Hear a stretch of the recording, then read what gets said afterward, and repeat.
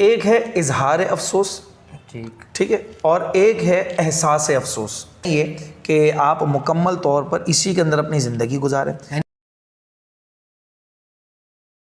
अल्हम्दुलिल्लाहि रब्बिल आलमीन वस्सलातु वस्सलामु अला सय्यिदिल अंबिया वल मुरसलीन अम्मा बाद फ़अऊज़ु बिल्लाहि मिनश शैतानिर रजीम बिस्मिल्लाहिर रहमानिर रहीम इन्नल्लाह व मलाइकतहु युसल्लूना अलन नबी या अय्युहल्लज़ीना आमनू सल्लू अलैहि व सल्लिमू तस्लीमा अल्लाहुम्मा सल्लि अला सय्यिदिना व मौलाना मुहम्मदिन मादिनिल जूदि वल करम व अला आलिहि व बारिक वसल्लिम।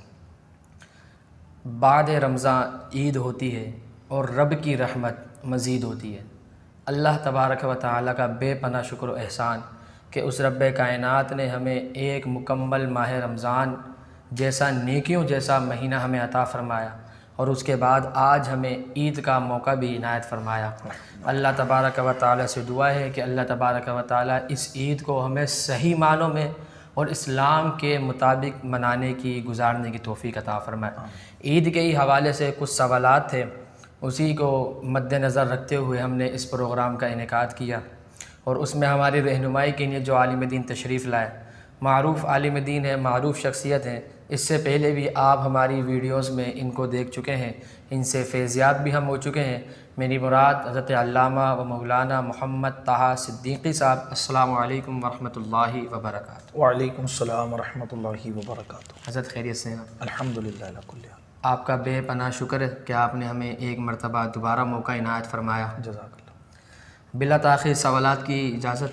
जी, देखिए, एक सवाल तो आम तौर पे यही पूछा जाता है कि जब रमज़ान गुज़र गया तो अब ईद आई है, तो ईद की शरई हैसियत क्या है? ईद का इस्लाम में कॉन्सेप्ट क्या है? तसव्वुर इस्लाम में क्या है ईद का? इसके हवाले से थोड़ा। अल्हम्दुलिल्लाहि रब्बिल आलमीन वस्सलातु वस्सलामु अला अशरफिल अंबिया वल मुरसलीन अम्मा बाद फ़अऊज़ु बिल्लाहि मिनश शैतानिर रजीम बिस्मिल्लाहिर रहमानिर रहीम। देखें, सबसे पहले तो रमज़ानुल मुबारक एक ऐसा महीना है कि जिसमें हम खूब से खूब तर इबादात करते हैं, तरावीह पढ़ते हैं, दिन में रोज़ा रखते हैं, सदका होता है इसके अंदर जो है वो फ़ितरा दिया जाता है, ज़कात अक्सर लोग इसके अंदर निकालते हैं।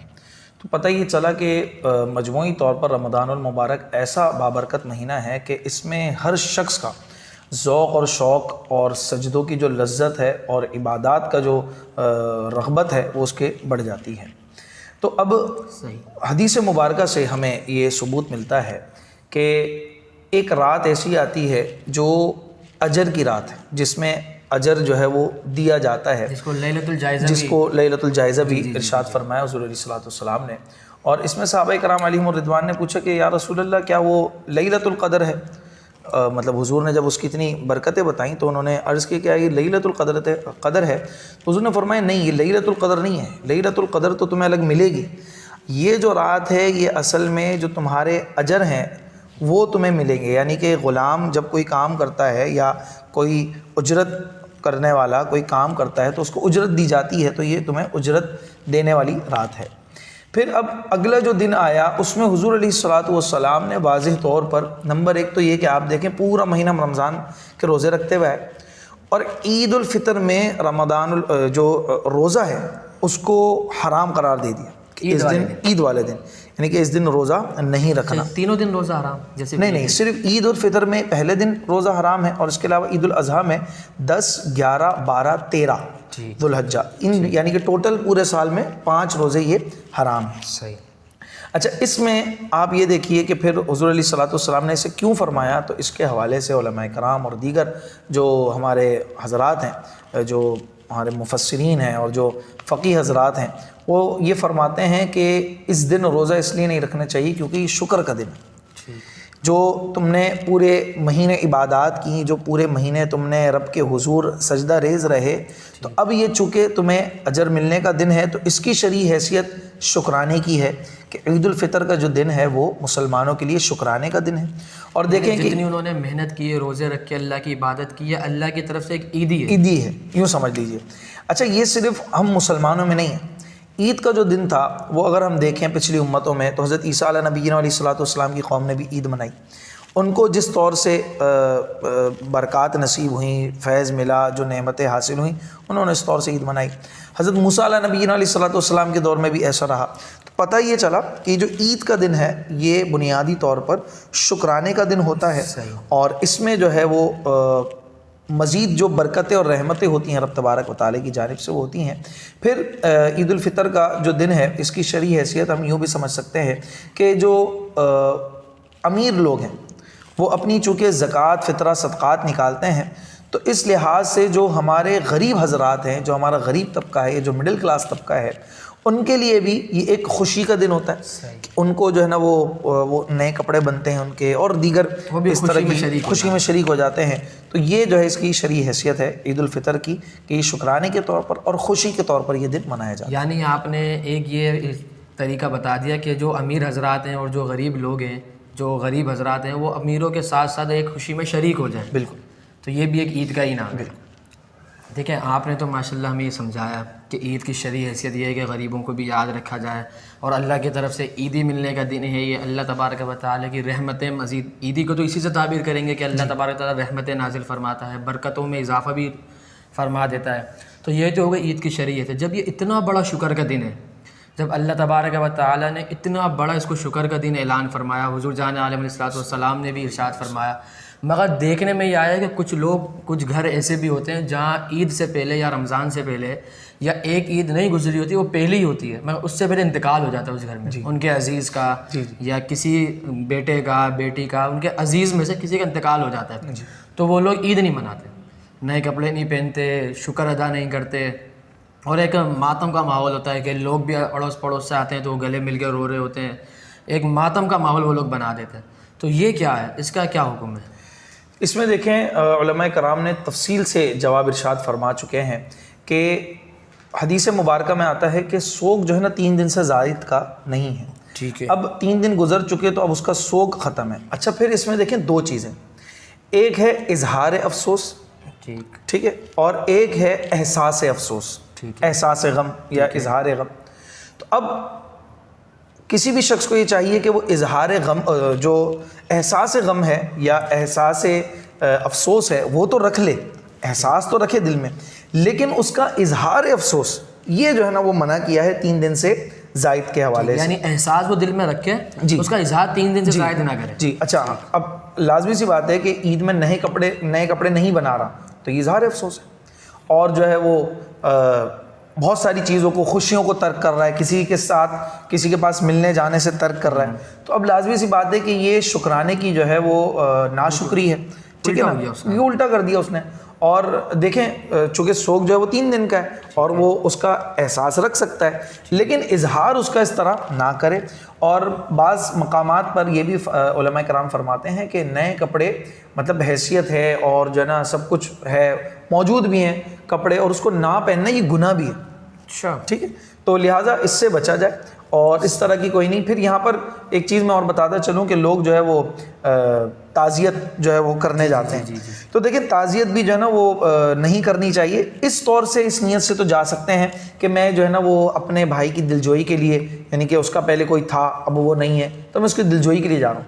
ताज़ियत करने के लिए, वो पुरसा करने के लिए, ये जो है वो मुनासिब नहीं है, क्योंकि पुरसा करने से मजीद उसके गम में इजाफा होगा। वो रोते भी हैं बैठ के, एक जी बिल्कुल, रोने की पूरा माहौल बन जाता है, चीखो पुकार हो जाती है। बिल्कुल ऐसी है कि वो मतलब इतना ज़्यादा इजहार हो जाता है उस चीज़ का कि लगता है कि बस अब मतलब शायद दोबारा कोई इंतकाल हो गया। तो इससे बचना चाहिए, और हमें ये चाहिए कि मतलब उलमाए कराम से इस हवाले से पूछते रहें और अमल भी करें। ये नहीं कि हमने चीज़ों को देख लिया और फिर उसको छोड़ दिया, अमल भी उस पर करना चाहिए। अच्छा, ये तो बात हो गई कि अगर किसी के घर में इंतकाल हो जाए, अगर 3 दिन से ज़्यादा हो गए तो वो ईद में शरीक हो, नए कपड़े भी पहने, खुशियाँ भी मनाए, और जो ईद पे करने वाले काम है शरीयत में रहते हुए, इस्लाम के दायरे में रहते हुए, बिल्कुल उसी तरह मनाए, वो उसी तरह गुजारे। बिल्कुल। अच्छा, अब ये कि हमारे जो असलाफ थे, सहाबा कराम थे, बुजुर्गान दीन थे, अकाबरीन थे हमारे, उन लोगों ने ईद को किस तरह गुजारा है, तो उनके तरीक़ों को देखते हुए हम भी उसी तरह अपनी ईद को गुजार लें, उसी ईद को मना लें। अल्लाह, ये आपने जो है ना वो एक बहुत ही मुश्किल सवाल कर लिया है। और पाक रहमतुल्लाह तआला अलैह फरमाते हैं कि जिस दिन मैं ईमान के साथ इस दुनिया से जाऊँ ना, वो मेरा ईद का दिन है।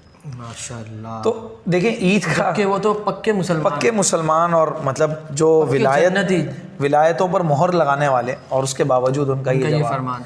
फ़ारूक आज़म रदी अल्लाह तआला अन्हु का भी इसी तरीके के फरमान है कि जो है वो ईद तो वो मनाए कि तो वो मनाए जिनके जिनके रोज़े नमाज़ें कबूल हो। बिल्कुल, और हमें तो पता ही नहीं है। अब वो बंदे कह रहे हैं जो जिनको हुज़ूर सल्लल्लाहु अलैहि वसल्लम ने फरमाया कि उनकी ज़िंदगियों में फरमा दिया कि ये लोग जन्नती हैं, जन्नत की बशारत दे दी, लेकिन उसके बावजूद उनका ये जवाब है।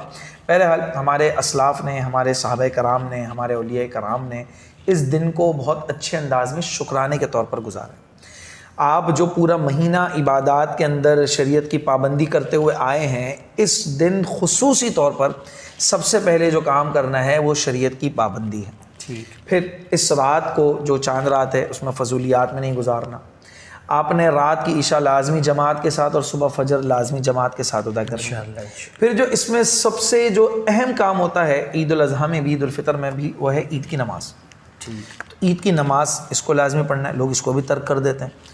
फिर इसके बाद हमने हुल्लड़बाजी के अंदर, बम पटाखे के अंदर, अब तो अब मज़ीद नया दौर आ गया है, तो अब जो है वो बंदूक भी होती हैं, गोलियां भी होती हैं, या सीवीयू पर निकल जाते हैं, या और दीगर सिलेंसर निकाल के इस तरह के तफरीही मतलब काम और इस तरह की हरकतें ये बिल्कुल नामुनासिब हैं। इसको शुक्राने के तौर पर अल्लाह से दोबारा जो है ना वो मांगे कि जो है ना वो, या अल्लाह हम तेरी बारगाह में दोबारा हाजिर हैं, तो अब हमें अजर अता फरमा, तू हमें उसकी उजरत अता फरमा, जो तूने इतना सारा हमसे तौफीक दी हमें इबादत करने की, तो अब उसकी तू उजरत भी हमें तू ही अता फरमा। तो इसलिए हमने इसको शरीयत के ऐन मुताबिक गुजारना होता है, सुन्नत रसूल के मुताबिक गुजारना होता है। फिर इसके अंदर आप तोहफ़े तहाइफ़ का लेन देन रखें, लोगों से मिलना जुलना रखें। ईद का मौका होता है जिसमें हम लोग मिल रहे होते हैं, वरना वैसे तो ज़्यादा मिलना चाहिए। हुज़ूर अलैहिस्सलातु वस्सलाम और सहाबा कराम अलैहिम रिदवान का मामूल तो ये था कि अगर कोई जो है वो बंदा नमाज़ पढ़ने ना आ रहा हो, 2-3 दिन गुजर जाएँ या 1-2 नमाज़ें गुजर जाएँ, तो वो पूछना शुरू कर देते कि भाई ये बंदा क्यों नहीं आ रहा। हमारे यहाँ पर ये हाल है कि कई दिन गुजर जाते हैं, हम पूछते नहीं, यहाँ तक के तो लोग उम्रा करके आ जाते हैं और अगले बंदे को ये नहीं पता होता कि ये उम्रा करके आया। और भी इस तरह के बहुत सारे मामलात हैं, तो हमें जो है ना वो मेल जोल इस दिन रखना चाहिए। फिर मुसाफ़हा मुआनका, इसके हवाले से जो है तरगीब दिलवाई गई। और फिर जो है वो अपने घर के अंदर, अब देखें आप सारा साल अगर बरकत चाहते हैं ना, तो अपने घर के अंदर ज़्यादा से ज़्यादा खाना बनाने का मामूल करें और उसका इसाले सवाब अपने बुज़ुर्गों पर, सहाबा कराम पर, अंबिया कराम पर और अपने जो लवाहिकीन हैं उनको इसका सवाब पहुँचाएं। ईद वाले दिन ख़ास तौर पर उनको भी अपनी खुशी में एक तरह से देखिए ना, शुक्राना आप कैसे अदा करेंगे कि अल्लाह की जो नेमतें हैं उनका प्रचार करके आप उनकी नेमतों, अल्लाह की नेमतों का आप इजहार करें, तो यही जो है वो शुक्राना है। तो हमने बुनियादी तौर पर अल्लाह की नेमतों का जो इजहार है वो करना है, और उसके अंदर आप देखें कि फिर रब तबारक व तआला की जानिब से भी बरकतें नाजिल होंगी। तो इस तरीके से हमने अपने ईद का दिन गुजारना होता है। इंशाअल्लाह ये तो हमारे लिए बहुत ही खुशनसीबी की बात हो गई कि हमें एक जवाब में बहुत सारे जवाबात मिलते चले गए। कि हमने पूछा तो सिर्फ अल्लामा साहब से इतना था कि ईद को जो हमारे असलाफ़ गुज़रे हैं, जो हमारे असलाफ़ थे, हमारे बुज़ुर्गान दीन थे, उन्होंने किस तरह गुजारा, तो उसी में माशाल्लाह अल्लामा साहब के इल्म ने हमें ये भी बता दिया कि हमें किस तरह गुजारनी है फिर। और जो हम अभी कर रहे हैं उसमें मेल जोल आ गया, मुसाफ़ा आ गया, मुआनका यानी गले मिलना आ गया, तोहफ़े तहफ़ देने के बारे में अल्लामा साहब ने हमें बहुत अच्छा समझाया। ये सिर्फ ईद वाले दिन नहीं, अगर ईद के अलावा भी करेंगे तो इसमें हमारी रिश्तेदारी में ही बिल्कुल ऐसा ही है, बिल्कुल और ज़्यादा मोहब्बत इससे होगी। बिल्कुल ऐसी इत्तेफाक, क्योंकि हुज़ूर का खुद फरमान भी है कि तोहफ़े तहफ़ दिया करो, इससे मोहब्बत में इजाफा होता है। अगर हमें ये सिर्फ ईद पे नहीं, ईद के अलावा भी अगर हम ये काम करें तो अल्लाह तबारक व तआला इस पर भी हमें अजर अता फरमाएगा। माशाल्लाह आपने अल्लामा साहब हमें बिल्कुल एक समझा दिया कि हमने ईद का दिन इस तरह गुजारना है। मगर एक ये भी देखने में आया कि जो रमज़ान मुबारक का महीना था, ये तो एक दिल में, हर बंदे के दिल में ये आ जाता है कि यार इसमें अल्लाह की इबादत करनी है बस, क्योंकि इसमें हुज़ूर का ही फरमान है, शैतान भी कैद हो जाता है। तो लोग समझते हैं भाई अगर मैं कोई गुनाह वाला काम करूँगा या कुछ भी उल्टा सीधा काम करूँगा तो लोगों ने यही कहना है कि इसने किया है, शैतान तो क्योंकि कैद है। तो लोग एक डर के खौफ की वजह से अल्लाह की इबादत में मसरूफ़ हो जाते हैं, रोज़े भी पाबंदी से रखते हैं, नमाज़ों में भी पाबंदी हो रही होती है, मस्जिद आप देखें बिल्कुल भरी हुई नज़र आ रही होती हैं। मगर जैसे ही ईद का दिन आता है सब इसका उल्टा हो जाता है, मस्जिदें बिल्कुल वीरान हो जाती हैं। तो क्या नमाज़ें, रोज़े, अल्लाह की इबादत ये सिर्फ रमज़ान में करनी थी या रमज़ान के अलावा भी इसको जारी रखना है हमें, या जिस तरह हमने रमज़ान गुजारा या इसके बिल्कुल उल्टा करके हमने ईद के बाद अय्याम गुजार दें, या जिस तरह हमने रमज़ान गुजारा उसी तरह आगे के दिन गुजारने चाहिए? आपने बिल्कुल वजह फरमाया कि हमारी मसाजिद में और दीगर लोगों के अंदर भी इबादत के ज़ौक़ और शौक़ बढ़ जाता है, लेकिन मैं मज़ीद इसके अंदर और इजाफ़ा करता चलूँ कि अगर हम कराची की बात करें या हम पाकिस्तान की बात करें, तो अगर हम इसका दौरा करें कि कौन कौन कितने लोगों ने रोज़ा रखा है, तो मेरे ख़्याल में आप जो है वो 60% लोग या 65% लोगों को ऐसा पाएंगे जो रोज़ा नहीं रखते खुलेआम, यानी कि रमज़ान के अंदर भी ये मामलात उनके इस तरह के चल रहे होते हैं, नमाज़ें नहीं पढ़ रहे, इबादत नहीं कर रहे, या फिर एक दो रोज़ों में आते हैं फिर वो गायब हो जाते हैं। ये यानी कि ये तो समझ लें कि वो लोग हैं जो मुसलसल बदबख्त हैं, मुसलसल इनके जो है ना वो नसीब के अंदर ये मामला लिखा हुआ है। लेकिन वो हज़रात जो ख़ुसूसी तौर पर इसके अंदर एहतिमाम करते हैं और अल्लाह की जानिब सब कुछ भूल कर मुतवज्जे हो जाते हैं और रब तबारक व तआला उनको तौफीक देता है तो वो एतिकाफ़ में भी बैठ जाते हैं। तो अब इन्होंने करना ये है कि जब अपने एतिकाफ़ से उठें या जब लैलतुल जायज़ा को मनाकर उठें। बहुत से लोग वो भी होते हैं कि एतिकाफ़ में 10 दिन बैठे हैं, वो फजर में नज़र नहीं आ रहे। बिल्कुल वही ना कि अगर आपने चेक करना हो कि आपने रमज़ान कैसा गुजारा है, अपना एतिकाफ़ आपका कबूल हुआ नहीं हुआ, तो बड़े बुज़ुर्ग कहते हैं कि वो देख ले कि वो उसने फ़जर की जमात के साथ अदा की है या नहीं की। अगर उसने फ़जर की जमात के साथ अदा कर ली फ़जर की नमाज, तो समझ ले कि उसका एतिकाफ़ जो है ना वो कबूल के दर्जे में शायद पहुँच गया होगा।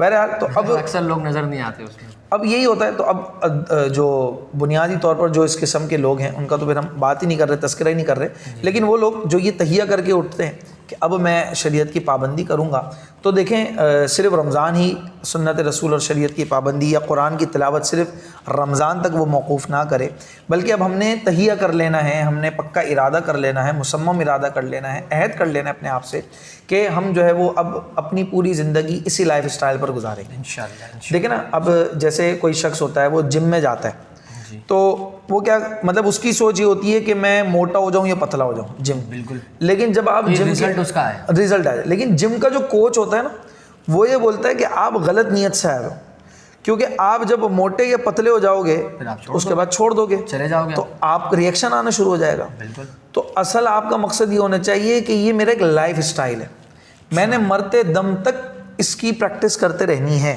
तो इसी तरीके से आप जब इबादत के अंदर आ जाएं, जब आप इस्लामी ज़ाहिरी लिबादा ओढ़ लें, तो फिर जो है ना वो आप करें ये कि आप मुकम्मल तौर पर इसी के अंदर अपनी ज़िंदगी गुजारें। यानी जो आपने लिबादा ओढ़ लिया अब उसके मुताबिक यानी कि ज़ाहिर और बातिन अपना एक कर दें। सही, ठीक है ना। और उसमें आप जो है ना वो नमाज़ें उसी तरह पाबंदी करें, आप जमात की पाबंदी करें, नवाफिल रोज़ों की पाबंदी करें, और इसी तरह से और जो दीगर इबादत हैं उसके अंदर मशगूलियत इख्तियार। अच्छा, फिर इसमें आप ये देखें कि उलमा की सोहबत ये बड़ी अहम चीज़ है। औलिया की सोहबत, जो नेक लोग हैं उनकी सोहबत आप इख्तियार करें, तो इंशाल्लाह आप देखेंगे आप खुद ब खुद ही आपके अंदर तब्दीली आ जाएगी। इसमें मैं एक चीज़ बताता चलूँ कि हम जो है ना वो नज़रियाती मुसलमान नहीं बन पा रहे। जो मसला आ रहा है, जो ख़राबी आ रही है, जो हम अपने अंदर तब्दीली नहीं ला पा रहे हैं, जो इनकलाब हमारे अंदर बर्पा नहीं हो पा रहा है, वो उसकी बुनियादी वजह यह है कि कोई भी चीज़ होती है जब वो ज़ाहिर से गुज़रती है तो वो हमारा जो है वो रिवायत बनती है, और अगर कोई चीज़ जो है वो हमारे जहन से गुजरती है तो वो हमारी फ़िक्र बन जाती है, और जब कोई चीज़ हमारे दिल से गुजरती है तो वो हमारा हाल बन जाती है। तो हमने रिवायत की हद तक तो रमज़ान को गुजार लिया, रिवायत की हद तक कुरान की तिलावत कर ली, रिवायत की हद तक हमने जो है ना वो ख़त्म कुरान और दीगर बहुत सारी महफिल कर ली, सब कुछ कर लिया। हमने उसको ना नज़रिया बनाया अपना, और ना ही अपनी फ़िक्र बनाई, ना अपना हाल बनाया।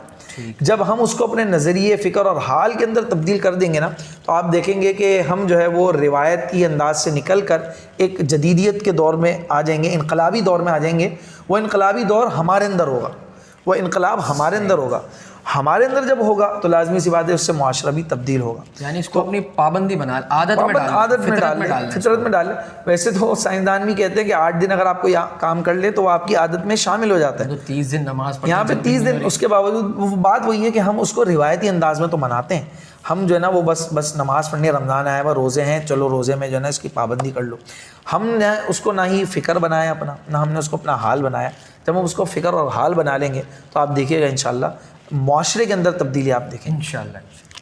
और यही हमारे नौजवान हैं जो रमज़ान में आते हैं, इन्होंने गैर रमज़ान में आके मस्जिदों को आबाद रखना है। बिल्कुल यही लोग मस्जिदों की रौनक है। बिल्कुल ऐसे, क्योंकि रमज़ान तो अल्लाह तबारक व तआला की तरफ से एक अदा करदा एक रहमत था, मगर वही रहमतें आप यकीन जाने रमज़ान के अलावा भी हैं। बिल्कुल ऐसे, बिल्कुल ऐसी अल्लाह बिल्कुल ऐसे। अगर शरीयत के मुताबिक ज़िंदगी गुजारेंगे तो वही बरकतें, वही नेमतें, वही रहमतें, वही सआदतें आपको रमज़ान के अलावा भी मैसर आएंगी। अच्छा, जब लड़कों से बात करो, उनको बताओ, उनको समझाओ, तो वो कहते हैं यार रमज़ान में अल्लाह तबारक व तआला देख रहा होता है।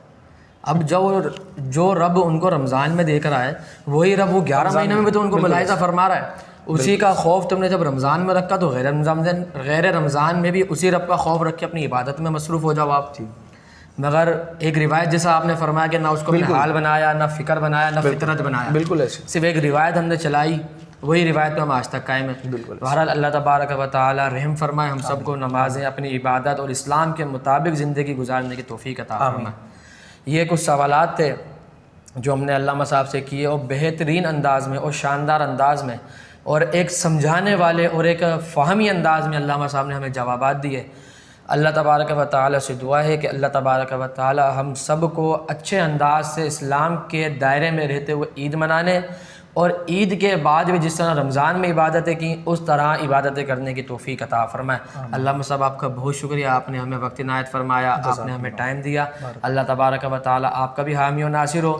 अस्सलामु अलैकुम व रहमतुल्लाहि व बरकातुहू।